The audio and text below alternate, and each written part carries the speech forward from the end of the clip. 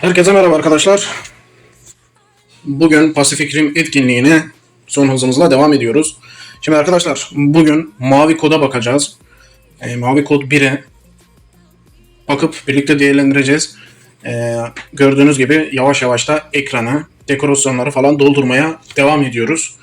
Dekorasyonlar falan geldikçe bu şekilde ayarlamamızı yapıyoruz arkadaşlar. Şimdi Mavi Kod'u dediğim gibi birlikte değerlendirelim arkadaşlar. Şimdi şunu söylemem lazım ki Mavi Kod 1 diye gelmiş.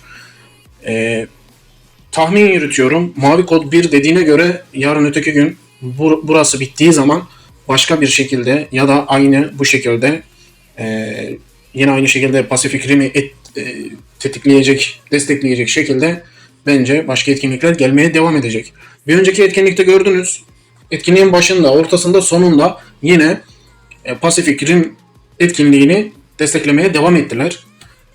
Burayı aynı şekilde ben düşünüyorum. Daha süresi var. 30 günlük sürede bence birçok kere yine destekleyici etkinlik gelecektir. Şimdi arkadaşlar Mavi Kod'a şöyle gördüğünüz gibi ben iki tarafı da açmışım. Şimdi burada değerlendirmemiz gereken bir yer var, konu var. Şunlar mesela arkadaşlar 16'ya örnek veriyorum şurası. Kader sikkesi 56 demiş. Şimdi arkadaşlar burada bu altın bilet örneğin bu 700 lira. Türk parasıyla 700 lira arkadaşlar. Şuradan paketlere gittiğimiz zaman şurada şu arkadaşlar 52 tane veriyor. Öteki tarafta 56 tane veriyor. 700 liraya burada 52 tane veriyor. Aynı şekilde 700 liraya arkadaşlar. Şimdi ikisini karşılaştırdığımız zaman şimdi soranlar şu şekilde soruyor. Yani oradan almak mı mantıklı, buradan almak mı mantıklı? Aslında bakılırsa zaten bir tek bunu almakla, ötekini almakla zaten iş bitmez yani. Bırak sadece onu almayı, bunu almayı. Ama ikisi arasında değerlendirmeye çalışırsak ötekisi daha mantıklı. Çünkü bu 52 tane veriyor. Şu ortadaki boş kaynak. Ben her zaman kaynak mevzusuna boş kaynak derim. Yani diğerlerine göre, diğerlerinin verdiği hediyelere göre yani şunlara göre arkadaşlar baktığınız zaman hız şey var. Şu kanatlı çizme var. İşte şurada fırça var. Köz var. Bana ihtiyaç olarak lüzumlu değil ama çoğunuza kullanacağı tarzda atıyorum şunlar. Taşlar falan. Yani burayla orayı karşılaştırma yapılırsa tamam eyvallah. Burası daha mantıklı. Dediğim gibi 56 tane veriyor. Orası 52 tane veriyor. Yıldız taşı. İşte burada aynı şekilde canavarların yıldız taşı. Bu şekilde içeriği var hiç olmasa. Orayla burayı karşılaştırdığımız zaman ilk öncelik arkadaşlar buranın. Onun için paket alacaklar.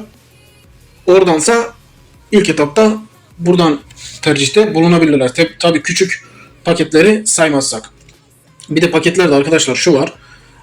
Paketlerin boyutu yükselirken indirim değeri azalıyor. Şimdi ötekileri almışım herhalde ben de. Evet bakın mesela azalıyor. 30 olmuş. Önceki paketlerde de daha fazlaydı indirim. Şimdi arkadaşlar burada sizin yapmanız gereken her şeyden önce şu mavi kod alanını yapan kişi için söylüyorum. Şurada arkadaşlar günlük operasyonları mecbur tamamlamanız lazım. Yani mecbur. Hadi diyelim ki paralı parasız ayırdığımız zaman diyelim ki paralı düşünmeyi bıraktık. Şu paket alımı bıraktık mesela. Tamam. Bir tanesini yapmadık. Buradan ne eksilir? Bir tane kader sikkesi eksilir. Onun haricinde arkadaşlar şurada bugün için giriş yap. En basiti. Her gün oyuna zaten giriş yaptığınızda bu geliyor. Desteğini göster. Burada mesela şeyler var. Diğerleri sizin için basit arkadaşlar. Şimdi dediğim gibi günlük için giriş yap. Basit dedik. Hadi paket işini herkes paket aldı almadı mevzusuna girdik. Buradan en fazla kaybedeceğiniz bir tane sikke. Desteğini göster mesela kolay basit. Diğer tarafta popülerlikte orada birine destek gönderdiğin zaman popülerlik attığın zaman burada desteğini göstermiş oluyorsun. 3 tane gönderirsen arkadaşlar bunu tamamlıyorsun.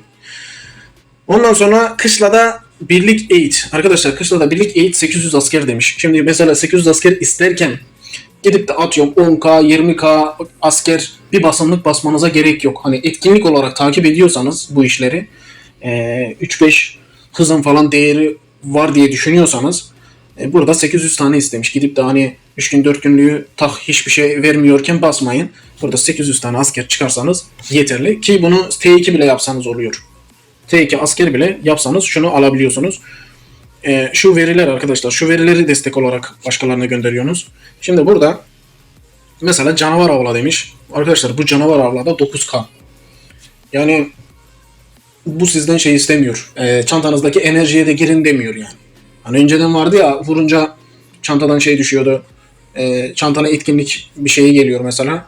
Bir bakıyorsun yetmiyor. Bu sefer enerjini kullanmaya devam ediyordun. Ama burada şurada yok. Şu konuda yok. Burada 9K arkadaşlar rahatlıkla zaten enerjiniz birikiyor. O 9K'yı burada kullanabiliyorsunuz. Canavara vurduğunuzda ya da öldürdüğünüzde bir şekilde harcadığınızda alıyorsunuz. Burada arkadaşlar kahraman etaplarında dinç harcıyor 120 tane. Bakın 120 tane. Şimdi şuradan mesela bak, pardon şuradan göstereyim size de önce. Arkadaşlar şimdi şurada mesela bunlar tamamlanmış da tamamlanmadan önce burada mesela giriş yapıyor. Hani oraya götür beni diyor. Oraya götürdüğün zaman tıkladığında direktmen atıyorum kahramanın şu bölgesi açılıyor. Kahraman etapları açılıyor. Direkt böyle açılıyor arkadaşlar. Buna bu şekilde girmenize gerek yok. Bak şuradan yapabilirsiniz. Burasını direkt gösteriyor. Ya da hiç ellemeden şuradan bu şekilde girip arkadaşlar burada şöyle yapıp aynı bu şekilde şuradan bak 120 tane bu şekilde harcamış olduk. Yani böyle yapmanız arkadaşlar orayı da tamamlamanız anlamına geliyor. Şimdi dediğim gibi şu alan günlük operasyonlar bölümü bence kolay ve güzel. Buradan verilenler de zaten belli. Şuradan kaju mavisi mecbur önemli. Çünkü bunu aşağı doğru çekip götüren kaju mavisi. Arkadaşlar şurasını 20'ye götüren kaju mavisi. Bir de bu tamamlama ödülü var mesela. 3 tane burada sikke veriyor. Unutmayın burayı da. Bu 20 olduğu zaman 3 tane de ayrıyeten alınabiliyor. Dediğim gibi buradaki veri bunu popülerlik olarak başkasına destek atman amaçlı göndertiyor. Gerisinde ne var? Şunu da paket almaya koymuşlar. Şu da şey veriyor arkadaşlar. Kasa kartı. Bu da tabii ki diğer etkinlikte kullanılıyor. Aslında en önemli şey o. Onunla kale teması falan alınıyor. Arkadaşlar oraya koymuşlar. Dediğim gibi şurayı değerlendirdiğimizde arkadaşlar şu tabii ki para harcanmadığında verilen 1, 2, 3, 4 şuradan da veriliyorsa 3 tane 7 yapıyor. Şuradan da her gün 2'şer tane aldığınızı düşünün. Arkadaşlar bu şekilde size yine bir şekilde götürüyor. Ama onun haricinde buradan paraya dayandırdığınız zaman bu şekilde hepsine koymuş mesela. Görüyorsunuz değil mi? 7 tane, 7 tane, 2'şer tane şöyle koymuş yarıya kadar. Keşke aşağı kadar çekseydi. Yani hiç olmazsa bir şeye yarardı. Onu da söyleyeyim arkadaşlar. Keşke aşağı kadar çekseydi yani. Ya bence buradaki en lüzumsuz şeyi de ben size söyleyeyim. Ya arkadaşlar şu hız mevzusundan bir kurtulamadık. Bir kurtulamadık. Yarın öteki gün daha iyi yerlerde oluruz. Daha iyi durumlarda oluruz. İnanın bana ilk dile getireceğim konulardan biri bu hız mevzusu. Arkadaş araştırma hızını ne yapalım ya? Ne yapalım arkadaş? Çantada bir ton birikmiş. 3 sene 5 senede bir araştırma ile ilgili güncelleme geliyor. Arkadaşım bunlar çanta açarsın canavardan araştırma hızı düşer. Ya bu araştırma hızı konusu oyuncular için başa bela. Çantada boş boş birikiyor arkadaşlar. Yarın öteki gün yani sizde birikmiyordur ama siz yarın öteki gün dersiniz yani ya arkadaş bunun yerine keşke normal hız verseler. Normal hızı verse adam gider araştırmada da kullanırsın, askerde basarsın, başka bir şey de yaparsın. Ya arkadaş bunu buraya koyma ya. Ben en sevmediğim ödül araştırma hızıdır. Bu araştırma hızını vermeyecek arkadaş. Kaynaktan bile kötü. Keşke bunun yerine kaynak verse mesela. Şimdi şunu söyleyeyim. Yeni oyuncuları kastetmiyorum ama bu şu lüzumsuz mesela.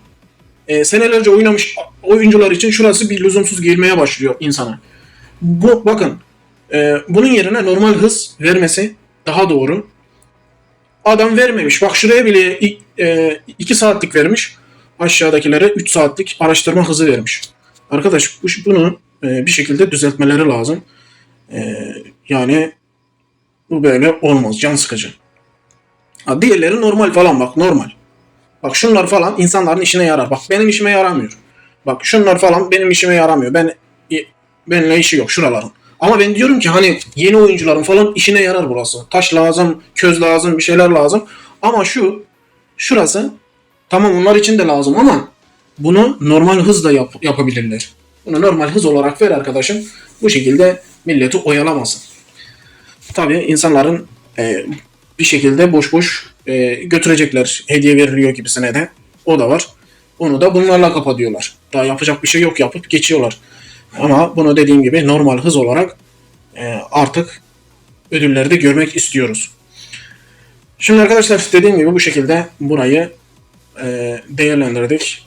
Güzel bir şekilde. Size şunu sorayım arkadaşlar. Siz yapın, yorumunuzu yapın arkadaşlar. Değerlendirmenizi yapın. Sizce bu mavi kod alanı nasıl? Yeni gelen etkinlik nasıl? Nasıl bir değerlendirmede bulunuyorsunuz? Peki şurada arkadaşlar şu Danger'ın lider görünümünü nasıl buldunuz mesela? Pek bir hareketliliği yok. Fazla bir hareketliliği yok arkadaşlar. Sadece sağa sola bakıyor. Sizce nasıl? Alınabilir mi? Ne düşünüyorsunuz? Güzel mi? İkidir bu etkinlik geliyor. Sizce Pasifik Rim'in 3. dalgası gelir mi? Yani bunların hepsi düşünülecek konular. Ya da mavi kod, ben diyorum ki mavi kod 1 olarak geldiyse 2 olarak da gelme ihtimali var. İlla ki bir şekilde bunu desteklemek amaçlı bir şeyler gelecek. Sizce gelecek mi? Bu şekilde siz de değerlendirmelerde bulunun arkadaşlar. Videoyu beğenmeyi unutmayın. Kanala abone olmayı unutmayın arkadaşlar. Kendinize iyi bakın. Sağlıcakla kalın. Görüşmek üzere.